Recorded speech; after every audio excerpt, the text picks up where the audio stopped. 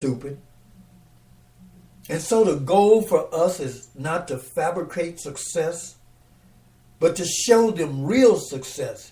And that's what we'll keep doing here at Gaining Ground. I want you to know that it's still possible to turn things around, youngster, if you're listening to me. In order for you to succeed, you can be a winner. But you got to ask yourself, what are your dreams? And if you can see your goals, if you can see yourself graduating and even going to college, you can do it. But you gotta get back into the school. You gotta get back into the class to make this happen. And to you youngsters out there again, I'm gonna say, please don't be a loser like I was. And I went to the 6th grade, like I said, and I dropped out. It's so easy for you to say, I give up. But don't get discouraged. You gotta stand your ground. Don't settle for less. And I'm asking you not to drop out, but drop back in.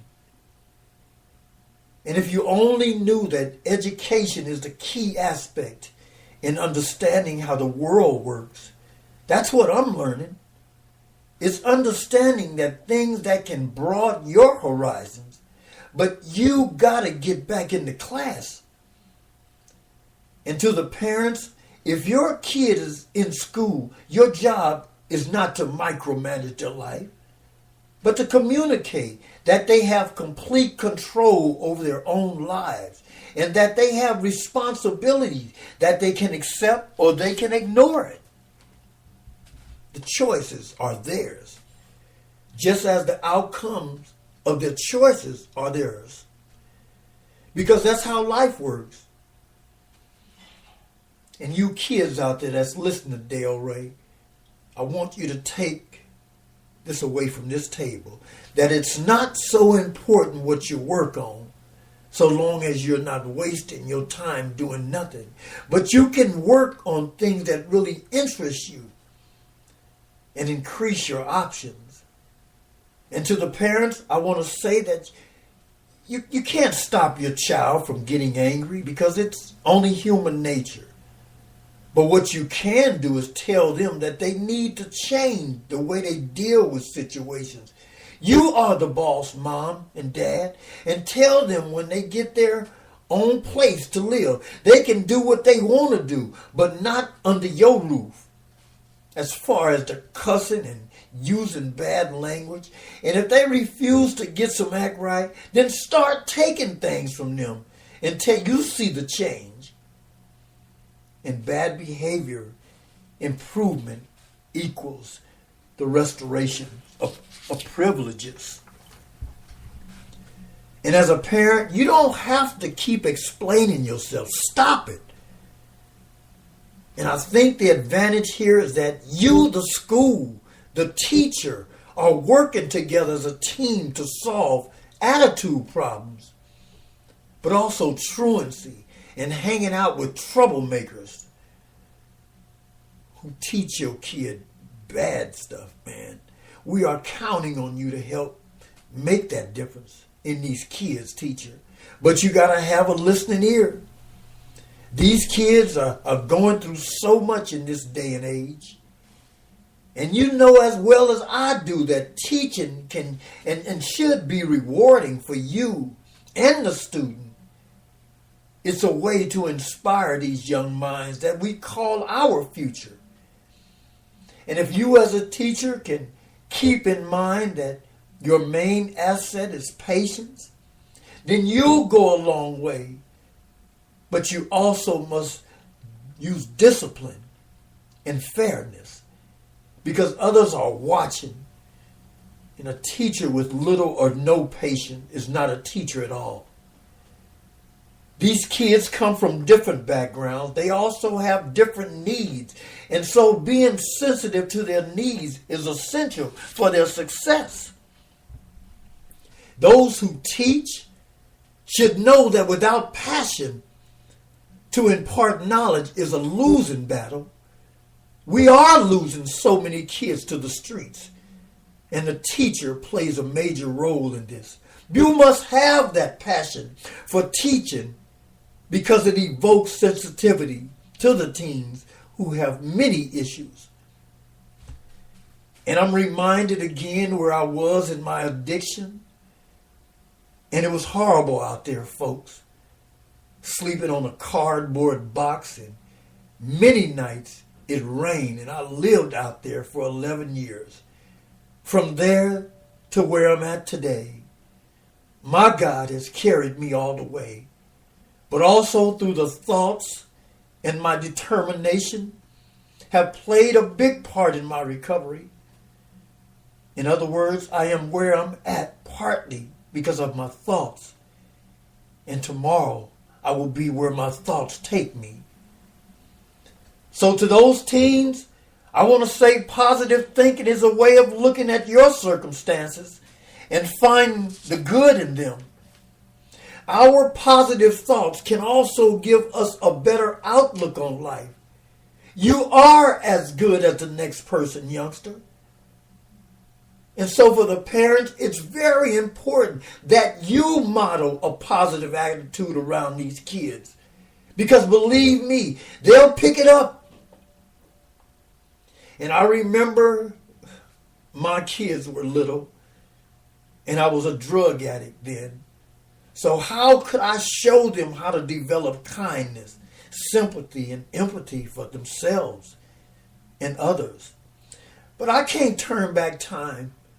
I can only move forward and allow them to forgive me. But I'm here for them today. Please, Mom and Dad, help your kids. Help them to win. And no matter what your kids, no matter your child's peer group, there will always be peer pressure. And later on, they will fraction off into sports. Maybe sports and music or science and even games if you're not positive role model at home. You got to talk about stuff at home. It's a first step to helping them manage their lives in a positive way. And as a parent, you have that influence. Your kid may not want to admit it, but you are the big hot dog. Set those boundaries. It's your involvement is so critical to their welfare and safety. And let this influence be a tool your child can use. And you may even look like a square from Delaware in front of his friends, but that's your kid. But not only that, but kids who are connected to significant adults like you are, parents, are most likely going to be successful. It's important, Mom and Dad, that you give your kid that input. And even when they try to argue with you and think that they know everything, keep feeding them positive stuff. We've all tried to clarify our beliefs even when we were young. And the teens I speak to on a regular basis are basically good kids, but still, like most, they are inexperienced about life. And so we as adults should provide a safety net for them that gives structure and boundaries and, of course, support. We expect a little pushback from these kids these days, but that's what they do. Still, you can be clear about acceptable behavior and disrespect. When I go into the class to talk to kids about rowdiness, the hard time they give the teachers, right off, I tell them that respect is a two-way street. And I think that discipline, that focus on their behavior and not on them, to me is much more productive than name calling and cuss words. It's really about being a good role model. And you know what? I look back over my life and it seems like the adults I spoke with was always handing out nonsense. And I'm not talking about my mom, but those I ran into on the streets. And so it was easy for us to be fooled when we were coming up, because I was taught to give weight to what adults told me. And because you felt that they had more experience in life than you did. And unfortunately, I didn't run into a lot of geniuses back then. And it meant I trusted words of a few idiots. And I want to take a moment to speak to the young folks out there. Sometimes you may not feel loved at home, but you know better than anybody else that your family loves you. They love you, man. They love you, young lady. They love you when you were born. They love you as you grow older. And even now, as you change, they'll continue to love you. You got to understand that at this point in your life, your folks have gone through years of hard work to provide you with things you may be taken for granted. You have food, a warm bed to sleep in, and most important, all the love that you could ever ask for. And times may get tough sometimes, but you are important. Never forget that. And for those kids who are feeling peer pressure, be your own self friend. You don't have to do anything that makes you uncomfortable, because you are strong and you do have a free will. Do exactly what's best for you. And if you feel, even if you feel you can't escape the situation, then break away and get some help from someone you trust. I got to also tell you that drugs ain't cool. I've been there and done that. It's harmful and it will kill you. And remember that you're still growing. You're still growing up.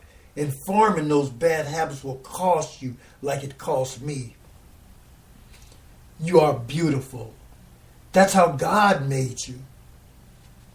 And in your own way, and in many ways, each and every one of you young folks has some great qualities to be admired. This is Dale Ray. God bless you. Thank y'all for joining me.